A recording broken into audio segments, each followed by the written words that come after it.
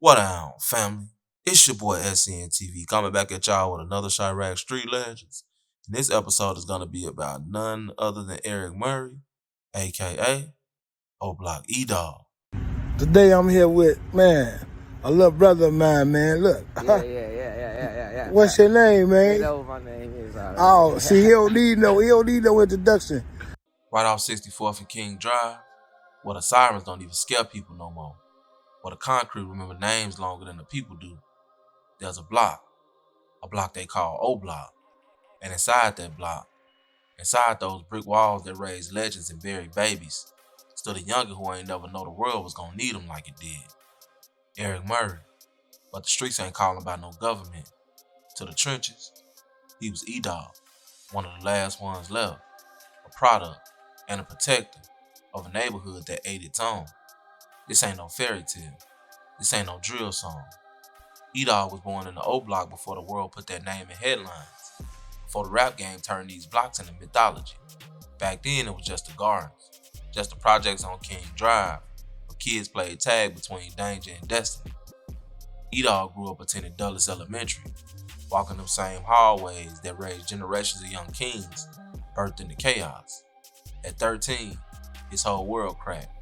His sister's baby daddy, Carlos, died the day after his birthday. Gun violence, a story too familiar on the shy South Side.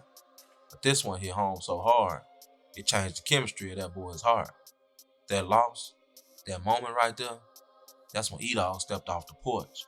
7th to 8th grade, too young to be that numb, but the hood will turn kids into grown men before their voices even change. Go, Ebo! Oh, get our ass, Ebo! Get our ass, Ebo! Oh, get that money! Oh, damn! Get that money! Oh, go, Ebo! Go, Ebo! Oh, get that paper! Get that paper! Oh, we won! On that paper! E Dogg wasn't no internet shorty. This was before clout became currency. Before drill had labels outside Chicago sharking for misery with the record deal in hand. Back then, you got your rep from surviving, not from going viral. E Dogg, his name rang without a camera in sight. He was in and out of jail early, trespassing cases, loitering. Just being on the block he considered home could put him in cuffs. And then came the night before one of the biggest tragedies in drill history, August 10, 2011. Police grabbed E Dogg once again. Same charge, trespassing, just being what he wasn't allowed to be, even though that soil raised him. They released him. He walked back toward the gardens, and that's when the news hit like a bullet to the soul. O.D. Perry was gone, killed August 11, 2011. E Dogg ain't even had time to adjust to the night before, and now he was walking into a war zone, missing one of the neighborhood's biggest hearts. Some moments age a man in seconds. That was one of them.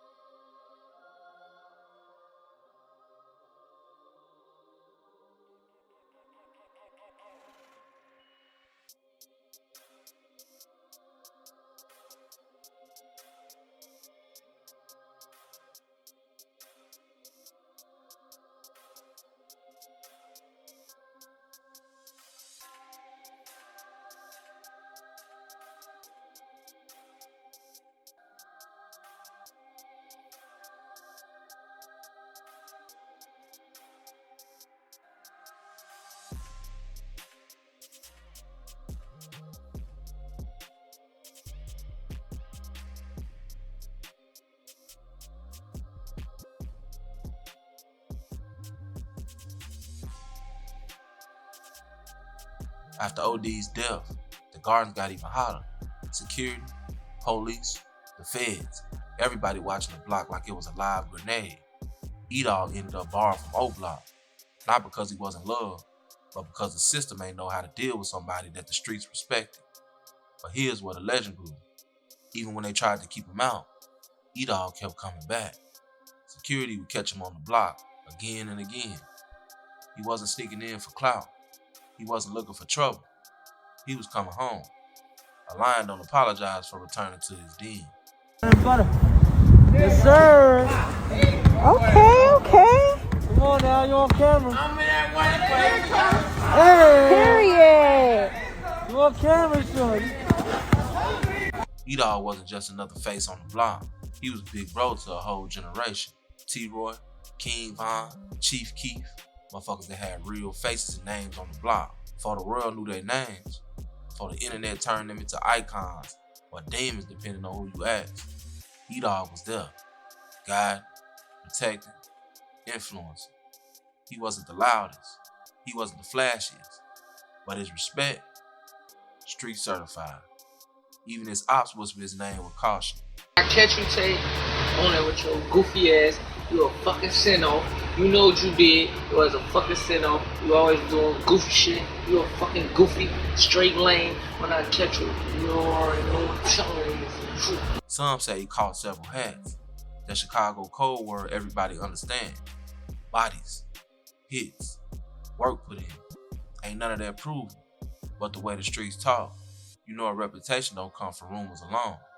In Chicago, some of the same young men who strapped up at night are the same ones giving back in the morning. E Dogg became a pillar in Oblock, a quiet hero in the loud city.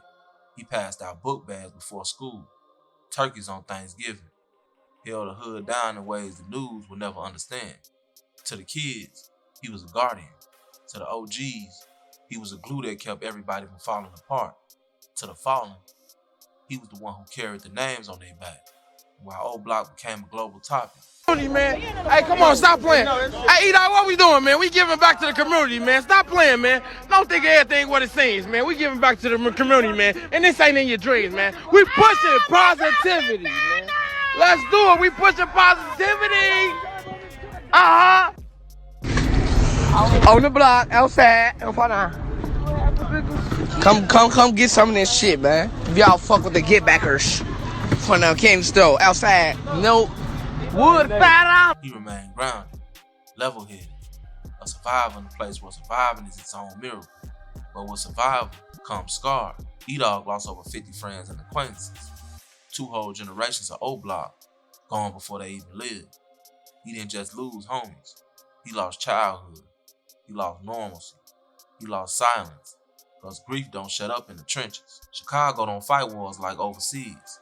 Our battlefields got corner stores, city buses rolling past shootouts, and mothers praying at windows.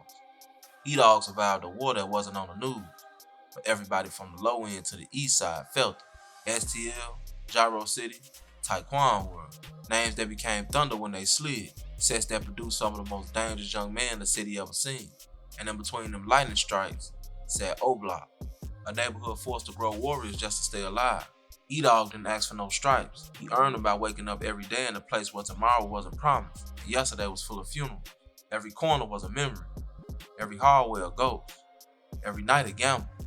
But he outlasted damn near everybody. He walked through a war so deadly, it swallowed 2 generations whole. This is why the streets respect him. Not for what he did, but for what he survived. But E Dogg ain't just a soldier. He's also an artist, a storyteller in his own right. He became one of the only Chicago rappers to hit 1 million views on his own personal YouTube channel.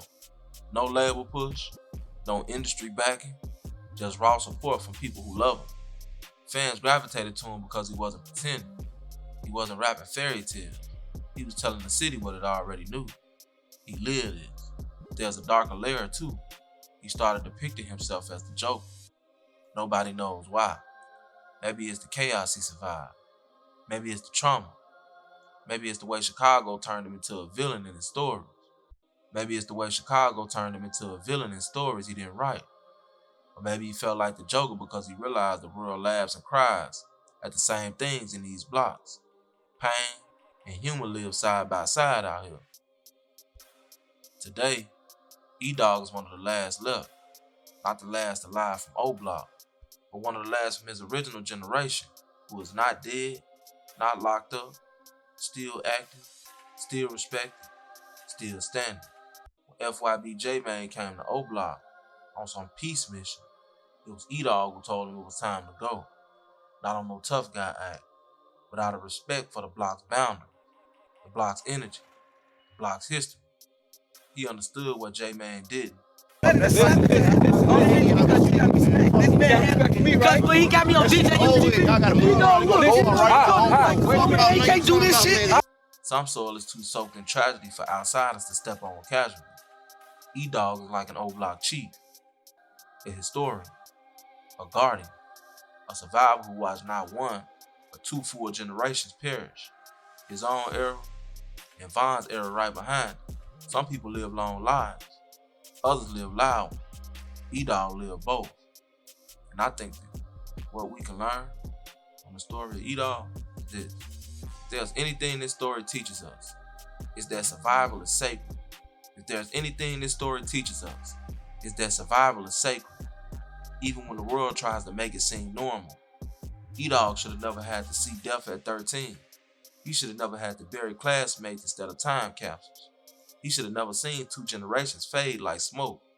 And he damn sure shouldn't have had to choose between being a kid and being a protector.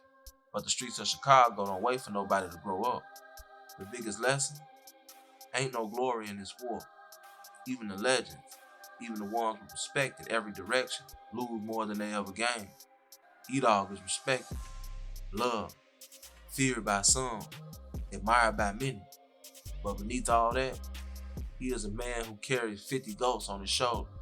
And the truth is, if the system, the city, the childhood trauma, the poverty, the lack of opportunity, if all that didn't shape him, maybe he could have lived a different life. But he used the life he got to give back, protect his hood, and keep the memory of the fallen alive. The lesson ain't about glorifying the trenches. It's about understanding what it takes to survive. The strongest ain't the ones who shoot. It's the ones who keep going, even when the world keeps taking. And in that sense, E Dogg is more than a street figure. He's a symbol of what Chicago creates and what Chicago destroys. And in the end, Chicago don't just make monsters. In the end, Chicago don't just make monsters. Sometimes, they make men who love their community harder than the world ever loved them back. And that's real shit. This has been another episode of Chiraq Street Legends. It's your boy, SCNTV. I'm out. Okay, what's your name? E Dogg, you already know. Okay, and where you from? You know where I'm from. Okay. So the question of the day is, would you rather cheat or get cheated on? I want to do near one. But you gotta choose. I gotta choose one. I'll do both then. Which you want? Which one you gonna do first? I don't know. I'm trying to trick. That's a trick question, bro. So which one you doing? Which one I do? Yeah. All these bitches. All these bitches don't want to get cheat, but they be cheating on. So I'm cheating on them.